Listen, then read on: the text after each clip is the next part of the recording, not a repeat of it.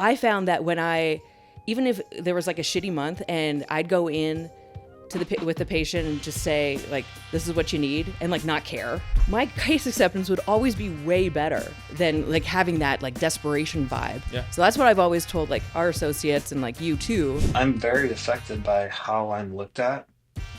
And so I think that with what you're saying of implementing change, that just goes with starting with the right tone. Like if you're ever making a protocol for your new office, you better be spot on with how good you feel about it.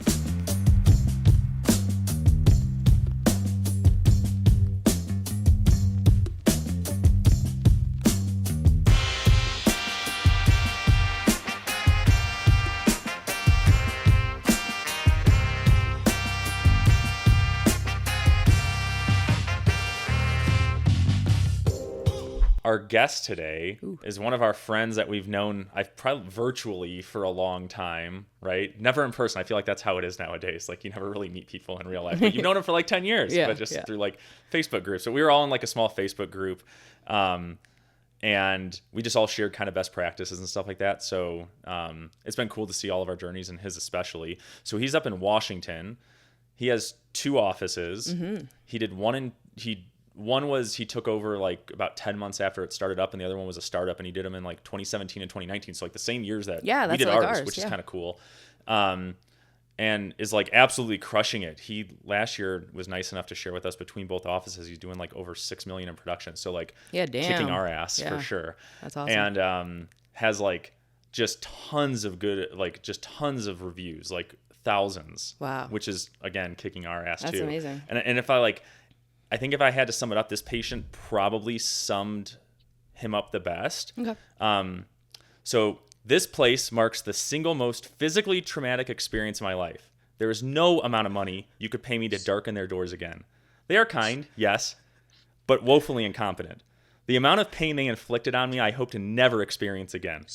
I would avoid them even if they were the only dentist on earth. Abominable.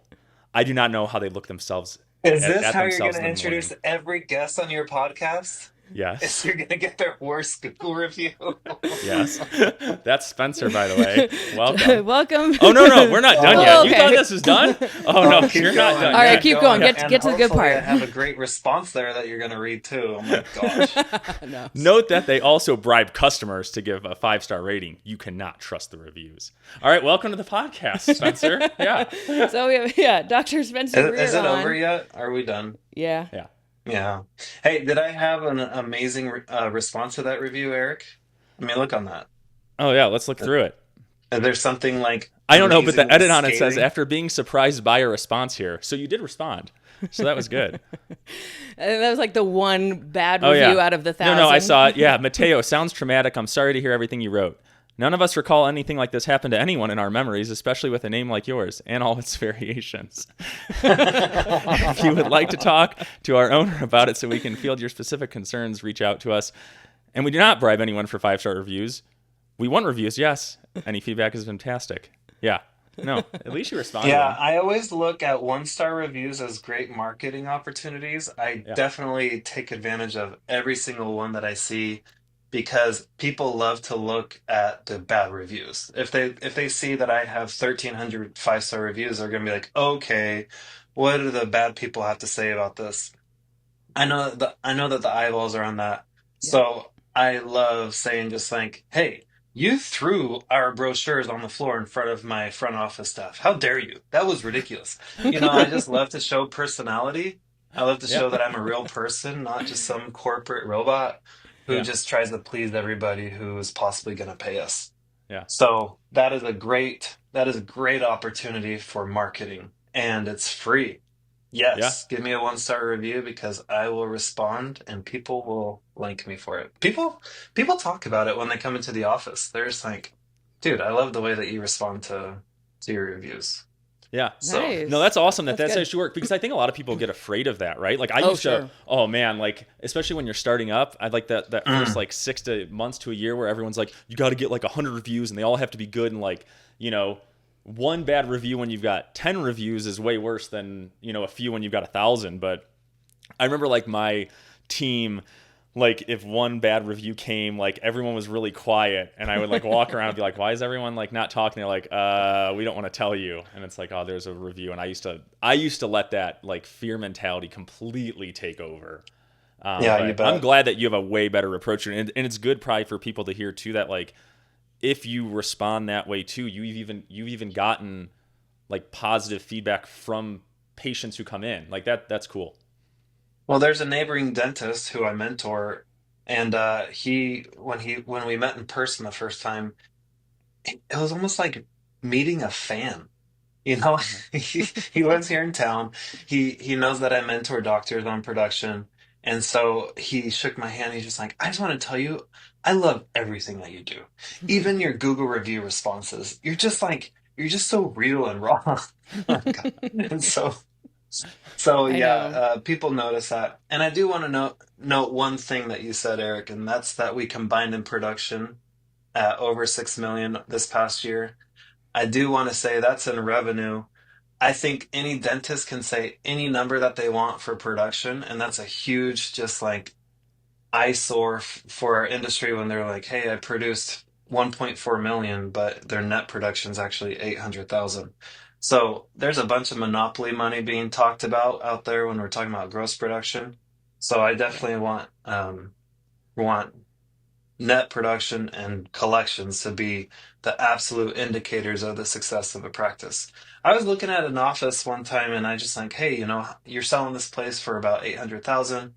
How much did you produce this past year? And he said 1.4. And I was just so confused. I'm like, why is he selling it for so cheap? And Yeah. then finally I said, wait, is that gross production? He goes, yeah. I go, you're a loser. I'm out of here. Yeah, I Like don't know why that's everyone not that's goes not Yeah. off of that real. unless it's like a like to just pump yourself up Boast. or like Yeah. a pissing contest a little bit to say Yeah. like you're so good at something. But yeah, I mean, we always I think whenever we've gone over our numbers, I don't even think I look at the column gross production on my open dental report. Neither Like do I I. like No, what's I Yeah. the don't look at point? that Yeah. first column. Yeah. Yeah, I agree. It means nothing because it's Nope. not real. I mean, Yeah. I guess if you were trying to compare to like how much your insurance write-offs are, it's kind of nice to see maybe the difference. But like UCR, you can make up your Well, UCR. yeah. So like Yeah. that's Yeah. why Yeah. It's it's a not I'm made up that. gonna give you number. this $1 million crown for 1,000 because I'm a good guy. Yeah, Yeah. yeah, Yeah. right. Exactly. Hey, Um, Alex, I married a Canadian too. Did you So really? yeah, Eric and I keep having these commonalities. I'm trying to make my I beard a know. commonality to him. That's coming. A couple. But I'm yeah, gonna I have a married few a grays in Canadian. here She too. became a U.S. citizen a few months after, though. Oh, So Alex Oh, really? refuses. I She doesn't. I She I won't pulled do her I it. just I over. haven't gotten around to the paperwork. That's Yeah. that's really it. So Hmm. I'm still Well, you're Edmonton. Canadian. What part is she from? Alberta, I Oh yeah, that's think. where Yeah, she's Who from me too. too. cares? I don't even know. It's just Canada. Yeah, It's all one thing. We'll be at the 51st state pretty soon, yeah. I guess. Hey. Yeah, yeah. Um, no, but I think one thing that would be cool that like we could talk about because I think you've got a pretty interesting like backstory too before dental because like I went straight. I did like the go to college, go straight into dental school, get out. You're still like a kid pretty much. Like you never had any experience in the real world, and that was such a disadvantage. Hmm. But before you got into dental school, you started your dental career a little bit later, right? Um, Yeah, I think it's funny that you called it interesting route because I think any dentist who didn't take the traditional route, people be like, "Ooh, that's really interesting," yeah, right? So yeah, I didn't go straight into dental school as a yeah. salesman, door to door for several years, just during the summertime. So I made about 40 grand my first summer, and for a college kid, that was great. Great So Yeah. money you in did that 2006. during. Oh I was in wow. Denver. I lived in Aurora. No, no, my first place to knock doors was in Aurora. I lived in Broomfield. And you guys are in Denver, you were saying? Yeah, Yeah, yeah, we're yeah. in like Highlands Ranch area, so like South Metro. Right on. Yeah, so that was my first place of knocking door to door. I sold home security systems, and I'll tell you what, I was not a natural salesman. I just knew that I wanted to make good money so that I could, you know, minimum wage at the time was like $6 an hour. Yeah. And people were coming home buying these big trucks from their summer of selling. I just was like, what are they doing? So yeah, my route was a lot different. I did that for a few years. I didn't join dental or start dental school till 5 years after I graduated from undergrad. Okay. So did you go Oh, to nice. undergrad in Denver too? No, I sold alarms throughout the whole country, even Puerto Rico. My first What? kid was born in Puerto Rico. So I'm guessing, Really? yeah. So I'm assuming you speak Spanish pretty well, or you did Uh, terrible in Puerto Rico. yeah, I speak Jesus Spanish. Okay. As a Yeah. missionary, I learned Jesus Spanish, Yeah. and then I Okay. speak What? alarm Spanish, and now I Okay. speak teeth Okay. Tell us, Spanish. because I don't know this So because I those are the didn't go three on any of those. Spanishes that I speak. What is Okay, tell us Jesus Yeah, Spanish what because is this is this? interesting. Yeah. Yeah, and just like when you're teaching people about your beliefs in God and you learn that version of just that vocabulary, right? Yeah. So I Yeah. Oh, became very funny. fluent in talking about God. I Yeah. became very fluent in telling people how their home security system would work. And now I became very fluent in saying how Crown is really great for their teeth right now. That's really funny. So did you do your mission in Puerto Rico? No, on the border of Texas, I was in an area where the street was called Southmost. Literally, I was in the southmost area of the United States. I was on Southmost Street, and I remember the Border Patrol was just part of my everyday life. There was one guy running with his shirt in his back pocket. He was soaked, and he was just booking it. And then I see the Border Patrol booking after him. Oh, So jeez. that's where I learned Spanish. Yeah. Was down there. Yeah, what's don't shoot in Yeah, right. Spanish. Yeah. Yeah. Yeah, so down in Brownsville, Texas. Oh, wow. That's Oh, pretty cool. yeah, neat. Um, Yeah. so yeah, what was when you were doing the door-to-door stuff, right? Because that's, I mean, I think for a lot of us, like that is something that probably like scares the shit out of most of us is like having to go up to a random house, knock on a door. Like, what was did you have a lot of training like before on that, or were they just like go sell home security systems? Zero training. They gave me a few sheets to read of what the pitch was, and I had literally zero training. I remember going into the office that they were recruiting me in Utah, and they're like, "Hey, so this is what the equipment is. Let's go over the equipment a little bit." But as far as like sales training or sending me to seminars or workshops, nothing. And I remember just knocking on my first doors in my first area. I'm like, oh, dude, I'm gonna make thousands of dollars today. Like, this is gonna be Oh, so awesome. you came in confident. That's good. Okay. Yeah. Yeah, and Well, optimistic. I Yeah. mean, Yeah. you know nothing different, Yeah. right? Yeah. Yeah. You don't know what you don't know. Just like in an extraction, you don't know what granulation tissue looks like until that person has come back in and they're like, is this normal? You're like, hell if I know. Like, I have no idea what this ugly brown color is, Yeah. right? So we don't know what we haven't Yeah. experienced. Sure. So yeah, I sold one alarm that day. I made $388 commission on it. And I had another person who's like, I will get this tomorrow. And so I remember telling my manager that the next day. I just like, I got one with one going in today. He goes, yeah, right. I'll pay you $1,000 if that other one goes in. I'm like, oh my gosh, I'm gonna make $1,388 on this one sale. Yeah. And he was the wise one. I did not realize that people who don't say yes and get it done now, they're never going to say yes in the future. Oh, and My Yeah. dad I taught mean, me the best lesson. He said there's three types of people. He says there's the yeses, there's the nos, and there's the maybes. Yeses are great. Nos are fine. It's the maybes that just really are terrible. And when you get maybe from somebody in a dental consult, Yeah. you're probably not going to get that, right? Yeah. No, Yeah. you're just oh like, yeah. okay, I mean, immediate sometimes that's I a don't know no. if move you've on. noticed it too, but I'll get some people too who they've either like delayed treatment for a year or 2 years, but every time they're coming, they're like, I know I need to get it done. This time I'm doing it. And I'm like, okay, sure. I'll believe it when I see Yeah. it when you're on the schedule. And then I'll look and I'll be like, oh yeah, they didn't schedule. Well, I'll yeah, call- because I'll call they'll back. say yes to you, Yeah. but then, yeah, with the Yeah. treatment coordinator, they're like, Yeah. yeah, maybe. Let me call my wife. Let me do whatever. I forgot my Yeah, wallet in so the car. it really taught me the importance of an immediate commitment. So this is wild. You're gonna freak out about this. So we would knock doors from 2 to 9 p.m. and we would not schedule out installs. We had technicians parked in their car waiting to be dispatched.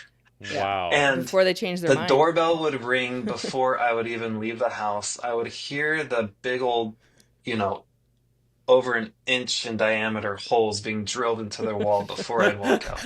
Like, why is my house shaking? Yeah, Oh no. you're not getting out of this. So we would same day all these because, there's always that remorse, that Yeah. buyer's remorse where people just are like, I don't think I really made the right call. Yeah. But if they see it in their house, they're just like, well, I guess I'll just use it. I already bought it. I have to use it. So we would same day everything. And those who really got good at building the value now and same daying that install had the highest success, and they didn't have a higher rate of cancellations. Yeah, that people had 3 days to cancel if they wanted, which was fine. But it's just all in getting that commitment to now. So I've fortunately carried that skill into dentistry of just building the value now. That's all sales is just building value so people say yes. It's not forcing something on somebody. It's not grabbing their wrist and forcing a signature on your contract or taking their credit card out of their pocket. It's like, hey, I have something to offer you. Here's how it could be of value to you. And then you own that responsibility to build up and deliver that value so that they do say yes to you. And that's why you get those amazing Google reviews like the one that you just Yeah. read. Yeah. Yeah. Bribing. Yeah. Enforcing. Yeah. Can I sweeten the deal Yeah. with Oh Yeah. man. an extra $10? No, that's cool. So yeah, Fortunately, you guys are a new podcast, so nobody's gonna listen to that Google review. So this is good. yeah. No. We said our joke is it's just a couple of dentists with like just a couple listeners. Yeah. Yeah. Hi, mom and dad. Yeah. Yeah. Exactly. No, they're already bored. They don't want to listen Yeah. to us. But so then when you were doing, some of your sales, were you trying then to, like, if someone's told you no or even a maybe, were you like, okay, I'm gonna try to get Oh, this yes. Like I'm oh yeah. gonna keep going and like show You that have additional to. value. Yeah, you have to because the first no's are just smoke screens of I'm uncomfortable, get out of here. I don't want to buy anything because I wasn't looking to buy. So you take that no and you, in your head, reject it. In your head, you just pretend it didn't happen. Hmm.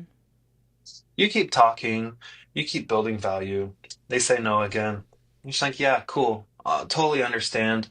But just in case you wanted to know, and then you just keep going.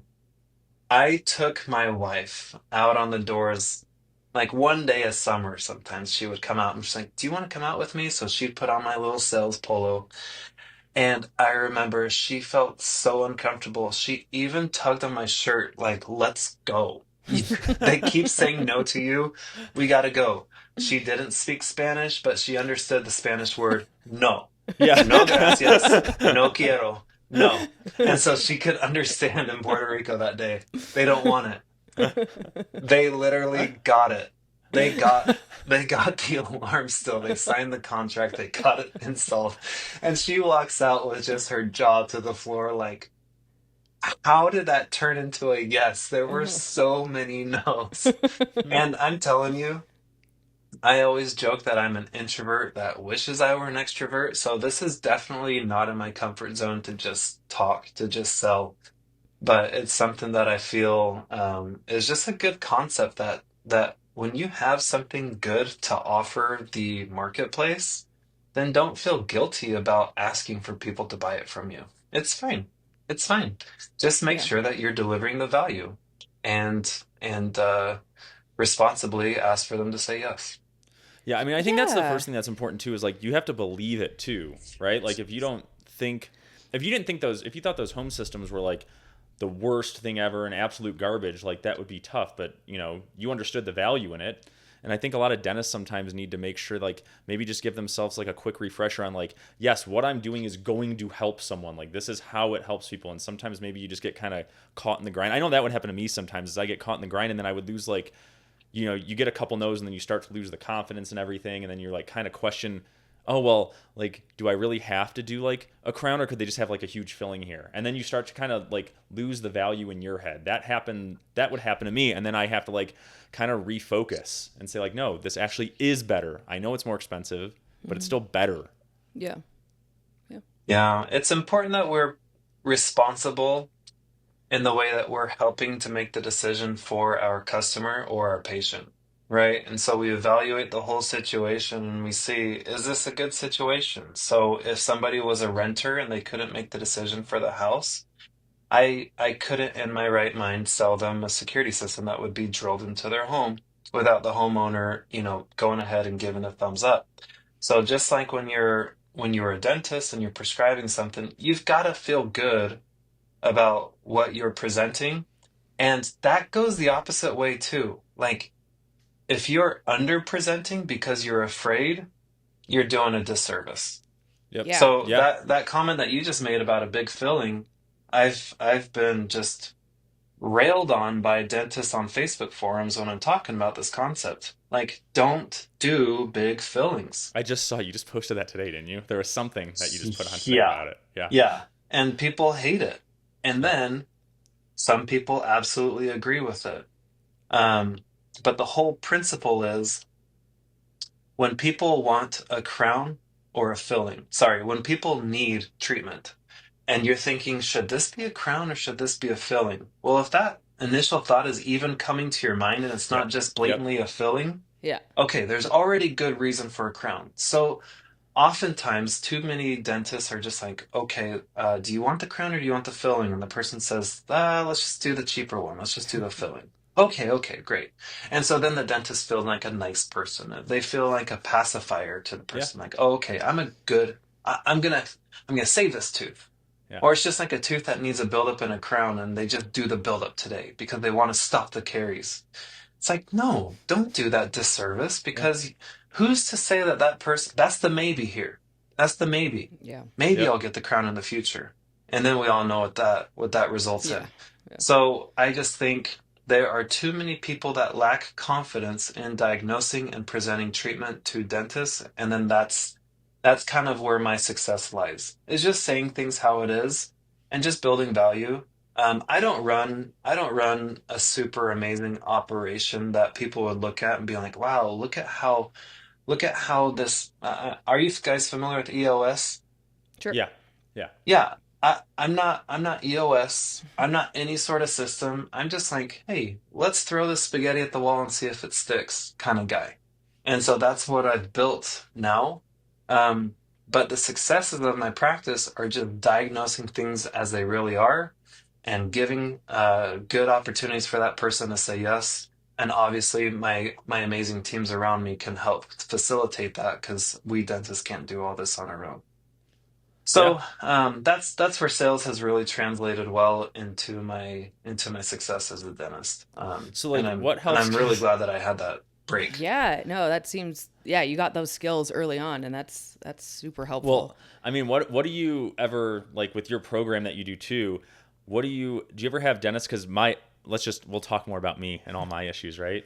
The other issue that I always run into is like I have such an inherent need to be liked by everyone, right? And so it like really bothers me if someone doesn't like me. So kind of like what you were mentioning I'm sure earlier. that really helps you as a dentist with your patients, right? Oh yeah, it's awesome. Yeah. Yeah. So Fantastic. so what ends up happening is kind of what you described is you'll get in a situation, you'll say like crown or filling, and then in your head you say, okay, if I'm thinking crown, then yes, the best course of treatment is to do a crown here. But then that thing fear. goes into my head of like, but what if I make them mad at me? What if they don't like it? And then your head goes in like, well, we could probably get away with a filling and they'll be happy, right? Like you said. So what do you tell, like, I want to know this, like, coach me, Yeah. tell me, what do I need to do to stop needing to be liked so much? And Yeah, like, so yeah. here's the trick that's going to earn you an extra $45,000 this year. Are you ready, Eric? Gross or net? We don't talk gross.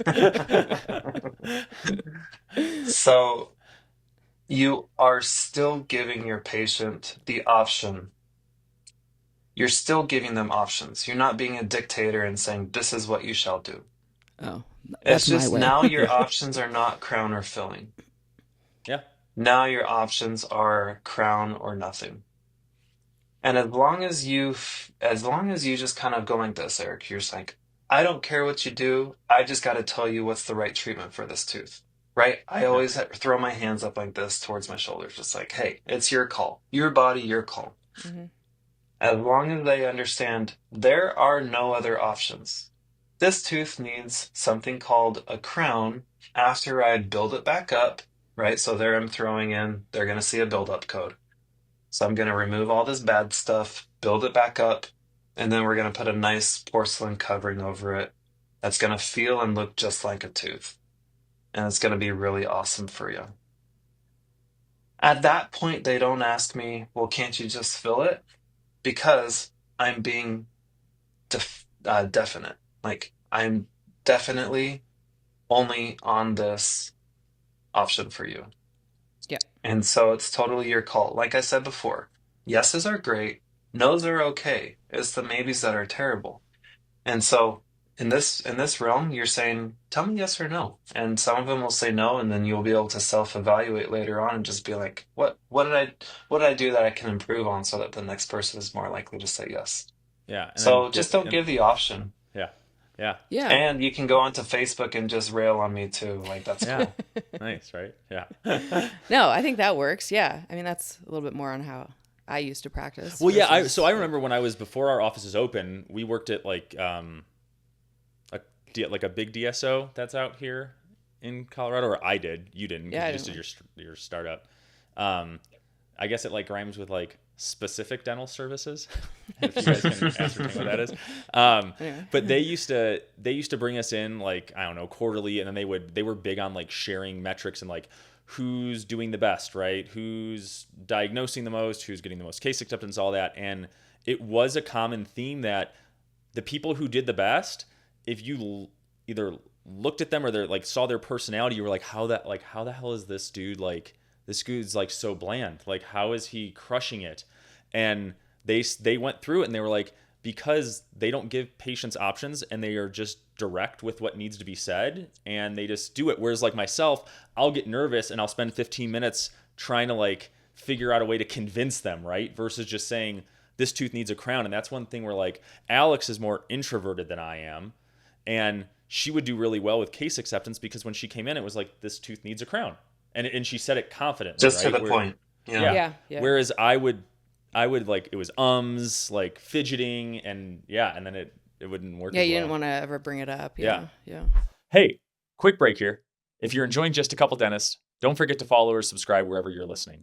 It's the best way to keep up with new episodes and hear us argue about dumb stuff and complain about dentistry. And trust me, you don't want to miss that. Now back to the show. I know. Lot So don't do that. work How on. about that? I'll just tell you, don't do Yeah. that, Eric. Yeah, I've been trying to tell him that forever. But I always found too that walking in confidently and like not feeling desperate, even if I was having the worst month, like everyone was saying no, like everything was just like like cancellations all over the place, and you look at your numbers and you're like, damn it, like I'm having a really shitty month, and it gets in your head. Right. And so you're like, this guy needs a crown, but like maybe I'll just diagnose the 2 fillings or tell him about the 2 fillings just so I can get that yes. Like I'll just like get little small things first. And that always backfired. I found that even if there was like a shitty month and I'd go in with the patient and just say like, this is what you need, and like not care, like kind of like, I don't care if you get it or not, like whatever. My case acceptance would always be way better than like having that like desperation vibe. Yeah. So that's what I've always told like our associates and like you too. I'm like, just don't focus on like that desperation. Well, just, it's probably true for like us, like guys, right? Like if you're single and you're trying to date someone, like women pick up on like confidence. Yeah. So like if you're like super nervous at first or like clingy at first, it's not going to play off well, right? Like people like someone that comes in regardless, that I think is confident in what they're saying. I don't know. Your thoughts? I agree. I'm right there with you. Couple of dentists. I'm right there with you. awesome. But yeah, I mean, so how do you then, one piece of it is like selling to patients or explaining to them the need for the things you're recommending. What do you do when it comes to the team? Because I noticed like this happened to us like maybe like a year and a half or 2 years ago. I thought I was doing like the greatest thing ever. We had normally worked Monday, Wednesdays, Fridays, 7 to 7s. And we did that for like 2 to 3 years, kind of when we first opened. Mm-hmm. And I was like, I don't really want to work like late on a Friday anymore. But patients like Fridays, and we were doing pretty well. We were staying pretty busy. I was like, let's just switch it to Thursdays. So I kind of just talked to a few different team members, said, "What are your guys' thoughts?" Of course, like the associate dentist was like, "Yeah, sweet." Then I have 3-day weekends. Most of the team was like, "Yeah, that's cool." So I was like, "Hey, we're gonna switch and we're gonna do Monday, Wednesdays, Thursdays, and then we can have 3-day weekends all the time." And like it pissed off 1 to 2 team members. So then I felt like I was like, I am doing like something awesome, giving everyone a 3-day weekend, and I was like, what did I do wrong? And me even doing that like got people angry. So how do you like? So you feel like you can't do anything right. So how do you handle it, Spencer? If like you're implementing a new system or like a new software, or you're changing hours, or you're doing something that you need team buy-in, how do you do that, and how would you have, I guess, done mine differently so I didn't have like people pissed at me because I need to be liked? Yeah, I mean, super hard. I just got done explaining to somebody that, if you have a team, everybody comes from their own backgrounds, from their own home or apartment, from their different families, with their own financial situations and their different cars with their different payments. Like they can't all just jump on board with whatever you say because of everything else that's going on in their mind. And so we as leaders need to just understand that any major change that we're going to make is going to have backlash, whether it be from everybody or a few or anything in between. We're just going to have to deal with it. And so, man, my change in perspective ever since I partnered with the same DSO that you partnered with, it's just I'm so much more comfortable in announcing these changes because I don't feel like it's all about me anymore. It's not just all of how they look at Dr. Greer and they're not going to like me. Now, I just can confidently be like, hey, here's what it is. You're still going to be really taken care of. Sorry if this change bothers you, but it's just how we're going from here on out. And you kind of have to get through that wavy period of where just like that storm is kind of hitting, and then it's going to calm down and just become the new norm. So being patient with that process too is super important. But man, I'm right there with you. I needed, and I still do, but it was definitely higher before. Hated when people would talk about me, and I knew that they disliked something that I did, or a protocol, or a system, or a change that I had to implement, and it would just eat away at me. My stomach would twist, and my wife would notice a difference in me. I wouldn't be as good and present of a dad, and all this stuff affects me too. I'm very affected by how I'm looked at. And so I think that with what you're saying of implementing change, that just goes with starting with the right tone. Like if you're ever making a protocol for your new office, you better be spot on with how good you feel about it. Because if you need to change it in the future, expect to lose a couple team members. Expect some people to really get pissed off. Expect bumpiness. This this doctor that I'm coaching right now, she just told me about how she implemented birthdays off with paid time off for every one of her employees. And I go, man, that's easy when you're small, but it can be a lot harder when you grow, Yeah. right? Yeah. If we're just going to be people pleasers this whole time, then we're looking for really tough conversations in the future. Look at this perspective. Look at it if an associate comes to work with you. How many associates do you guys have? We have one at each office. Two offices, so you have Mm-hmm. two full-time associates. Mm-hmm. Mhm. All right, look at this situation that we've all heard of. Think of if those associates came in, they signed the contract, and they're like, "Hey, I really want to be a partner here." We're just like, "Yeah, yeah, yeah, down the road, down the road." And we just wish that conversation just gets stuffed under the rug, and we're just delaying it, right? Mm-hmm. Well, they're gonna bring it up way sooner than we think it's gonna come. Mhm. Mm-hmm. Like that 14 months is going to pass that fast, and they're just like, hey, let's have that partnership conversation. And you're just like, I have zero desire to partner with you. Yeah. Yeah. This is great in my mind, but I don't want to do it. So we can't just assume that we're going to put something into place and then just wish that the conversation doesn't happen.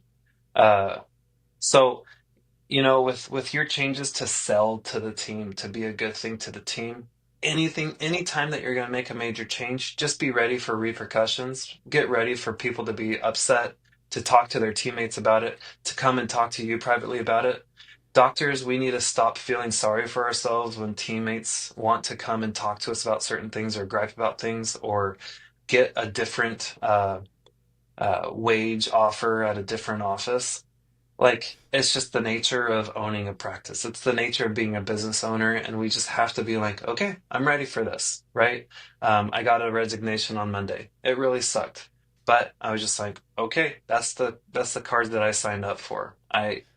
Yeah, I think it does. I'm always gonna have that. And that's what, like, Alex, I think naturally you're probably better at that because she's good at seeing it as just like it's a situation, it's not personal, and now that happened, and now what do we do to solve it and move on? Whereas like I'm more like you, like it would affect me more, but man, I mean it just, it sucks, and it does take, at least it took me years to finally like almost get calloused to it a little bit, to where now it's like, okay, like, I don't think this is anything personal. This is just what it is. And yeah, maybe they got an offer where they got $6 more an hour and I'm not willing to do that, and good for them. That's awesome. Like, congratulations. And that's okay.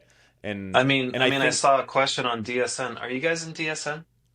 No, we aren't, but we have a lot of friends who are, and honestly, basically it has Facebook, it has forums, just like on Facebook forums that we're all used to. And somebody posted that, their hygienist got recruited for $10 more per hour plus a $15,000 signing bonus. And it's just like, what should I do?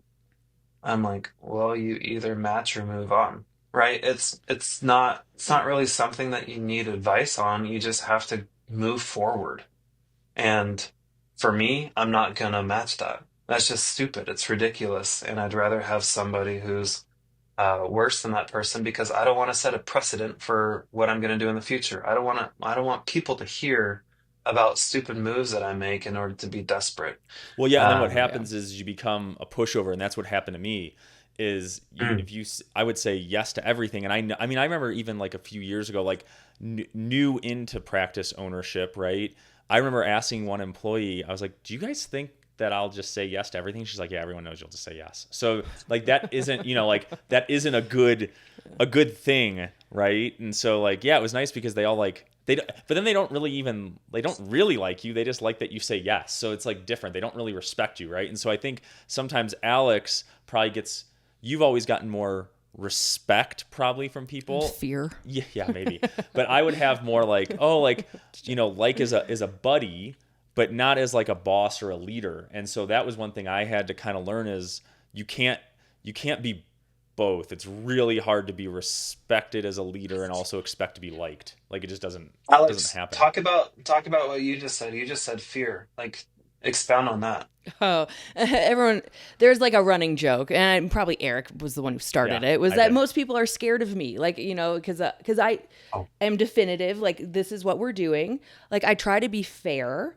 I don't need to be liked. I don't need that in the office, like with staff members. I don't care if you like me. You have a job to do, and just do it.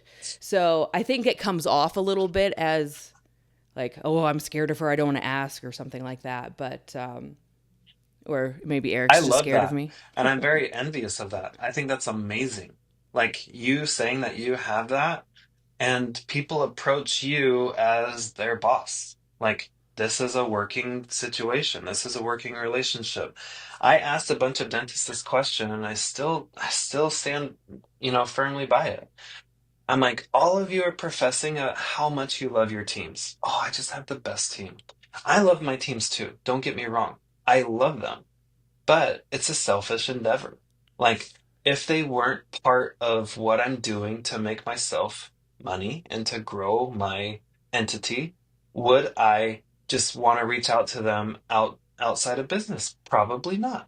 Like, none of us went into dentistry thinking, oh, I want to be a dentist so that I can employ a bunch of people and really just love on them. No, we all have a job to do. Yeah. Eric? Am I speaking to your soul, Eric? Yeah. Yeah. Eric's like, exactly. I want people just to love me. Yeah. Yeah. I'm more just like, it's like, dentist, oh, new person, oh, new friend. Care for that. Yeah. Yeah, so we got to be real with ourselves. Like, Yeah. where is the foundation of this relationship? It is them helping my business, right? Yeah. I want my business to be a great vehicle to help with a vehicle for everybody's life and their improvements in their life. Anybody who touches into my office, except for that 1-star review. Anybody who comes into here, I want this to be a vehicle to Mateo. Yeah. serve goodness in their own Yeah. life. Yeah. Yeah. And and that's why I don't employ dumb people. I don't employ people who are idiots Yeah. or Yeah. entitled or incompetent. I always say I don't deal well with mediocrity because I want my entity to serve them so well. I want it to fuel their investments. I want it to fuel their savings, their livelihood. I want their evenings to be so great. So if we look at it in that regard, like Alex, you're just like, it is what it is. Dude, that's awesome because it's just a business. And we have to look at the business not just as serving ourselves, but as serving them. But in reality, look at it this way, Eric. The business serves you. The business serves them. It is not their role to serve you, to serve your happiness, to give you that fulfillment, vice versa as well. It's the business that should, right? And as long as we look at it as that, like this business is here, even long after I'm gone, this business is to serve those who serve it. That Yeah. can really help us out. I've Yeah. never I've never said it in that way before. I'm like, dude, where's my notes? I got to Yeah. write this I down. But know. absolutely, Yeah. Yeah. absolutely, No, we that got was to really take well the said. person. Sorry, what were we saying? No, I said that was really well said. Real quick. If you're into what we're talking about and want more, check out my newsletter, Just 2 Minutes. It's the dental blog you can actually read between patients. No fluff, no BS, just straight up tips, stories, and insights to help you level up.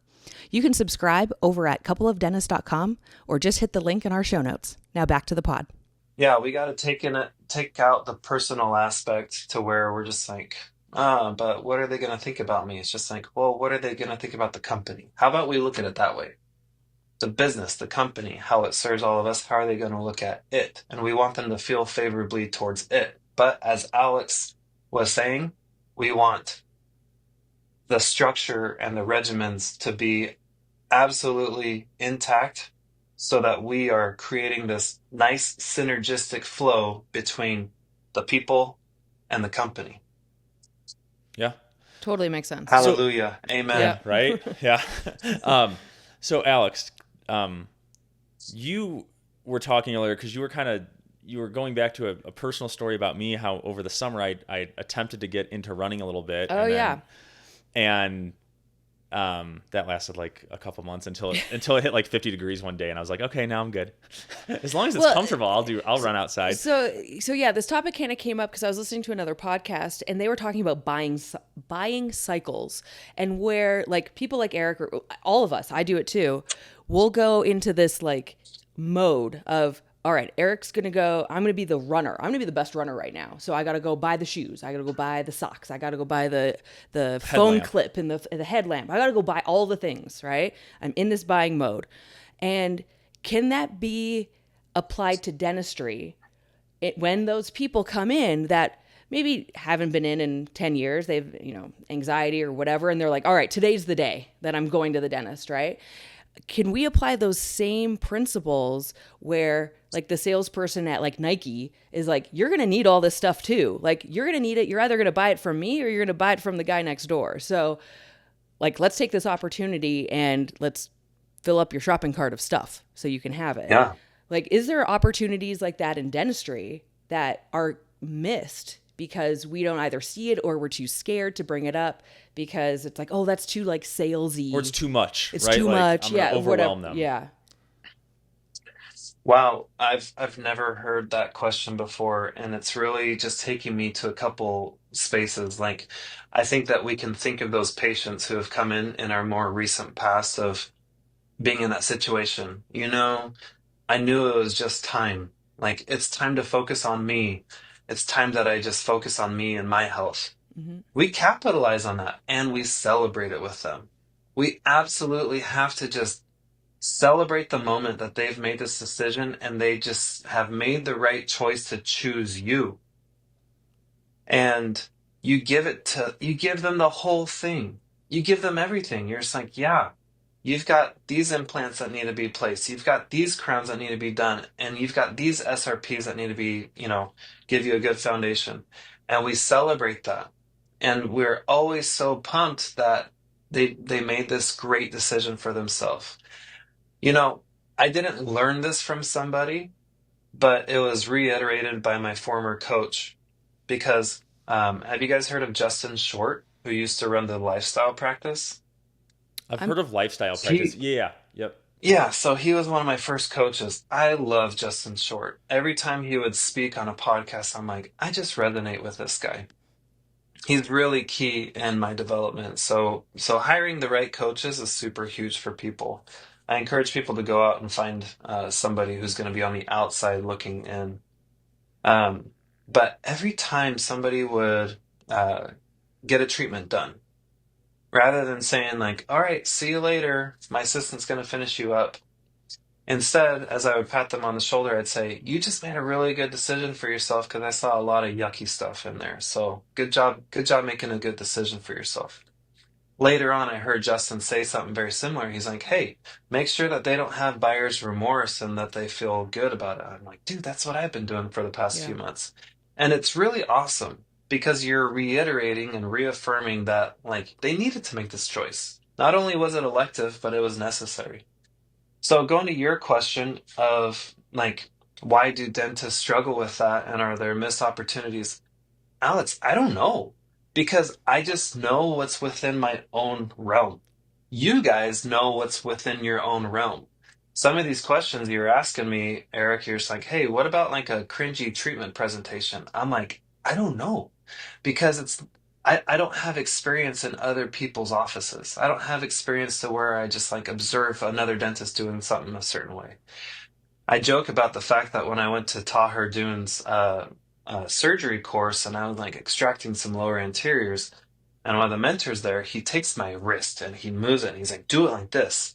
And it just felt so foreign, right? It felt so Yeah. weird because in my world, I'm the man. Yeah. Yeah. If there's a medical emergency or if there's a staffing issue, who do they go to ultimately? Me, Yep. right? If there's a dental emergency, who do they go to? Me. Now, when this other dentist, who has the same title that I do, was grabbing my hand and showing me how to move that elevator, it felt very foreign and very odd. And so that's why it's so important for us to synergize with other dentists and not just grow from within, not just grow from our own practices, but we've really got to invest in ourselves and go to places like Taher's surgery course and see how other people are doing it and have them analyze how you're doing it.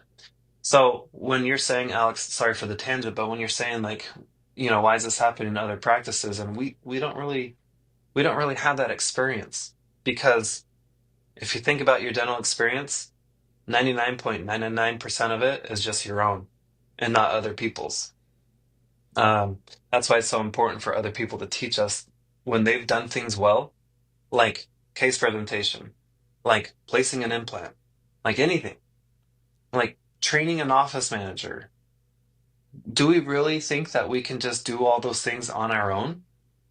So that's where synergy is really, really key.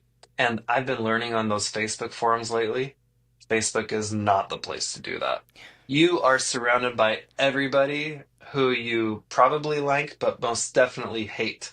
And I'm learning to hate a bunch of people out there. They are the worst. Yeah. I mean, when you say something and people are just like, no, this is terrible. You're the Oh worst. yeah, How dare you I think that you got can do this to a human being? I'm just I like, got I don't want blasted to be around you. on.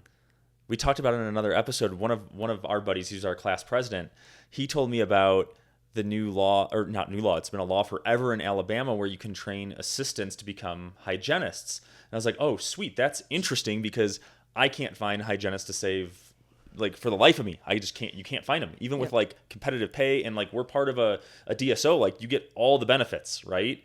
And oh, I just got like initially just blasted by several of them. Like, this is the stupidest idea I've ever heard in my life. I was like, whoa, And like, why would you even think this is a solution? I never said it was a solution in there. I just said, here's maybe an option we should like, could this work? I think I even posed it as a question. And somehow that got put into like, I'm an idiot and no one, like, this is the stupidest thing I've ever heard in my life. And I was like, whoa, let's like, so that is kind of what, you know, with this podcast that is nice is like, these are still problems that need to be resolved and fixed, but like doing them in a way that isn't as just like, yeah, you suck. Like, you know, I kind of want us to just talk about I it mean, more. how long has our version of medicine been around, right? And how old is mankind? And they've been doing things for like just centuries, millennia, right? And we just get so stuck on the way that we do things, and we just think that there's no other way to do it. Like me personally, I love to entertain like Chinese medicine, or just like what are people doing differently that aren't the way that we do these things in the Western world.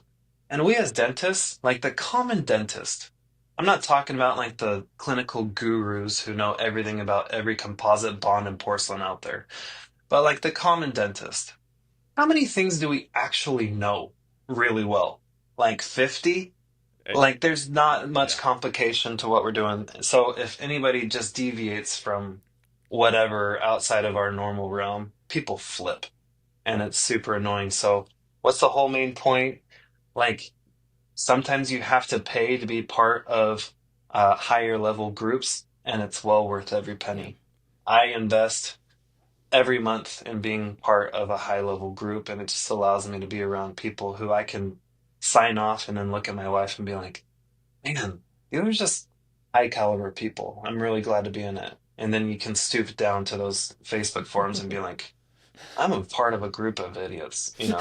So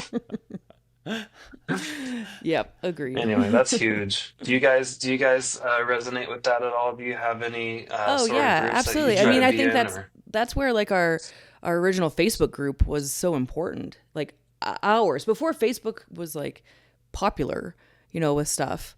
Like as far as like dental groups and stuff. Oh, like Cuz the we little didn't like have. private one that we had. Yeah, Yeah, yeah, that yeah. was so sweet. Like that was awesome to have 60 to 80 I think it ended up being like around 80 dentists or so in there, and we were all going through a similar thing.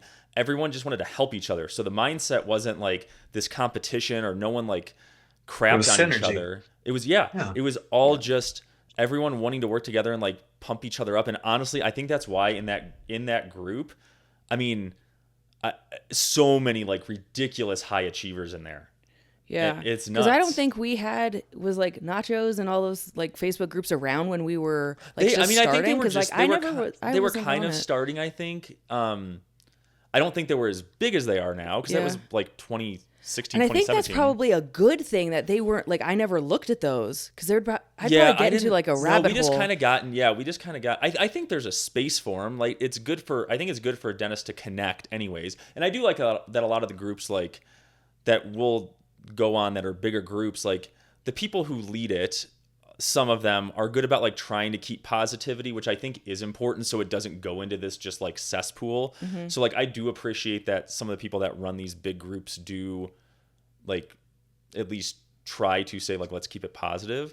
But yeah, our group, like there was no ulterior motive. Like no one was like a sponsor of our group. No one, like it was just dentists who were all struggling with the same stuff. Some people were a little ahead, some people were a little behind, and we all just worked to help each other out.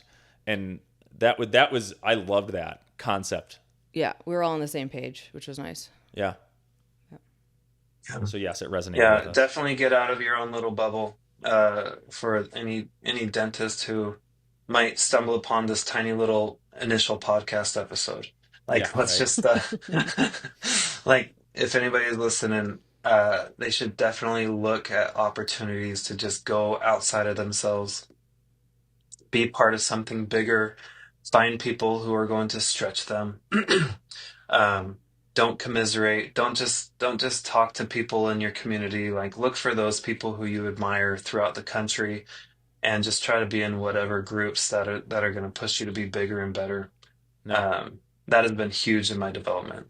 I think that's great. I Yeah. think that's a good spot to kind of like Yeah. end it. Yeah. That's some good Good tips. sound advice at Yeah. the end. But Yeah. yeah, No, thanks for Yeah. coming on. Yeah, congrats to you guys on buying all your podcast equipment. I mean, just like you're in the running mode, you're Yeah. in the podcast Oh mode. yeah, Look at that was the my buying cycle. microphones, the I know. tablets, These the things, room. We got it I mean, all. you guys are there. You've made Yeah. it. Yeah. Now you just got to do about 1,000 episodes. Yeah. Yay.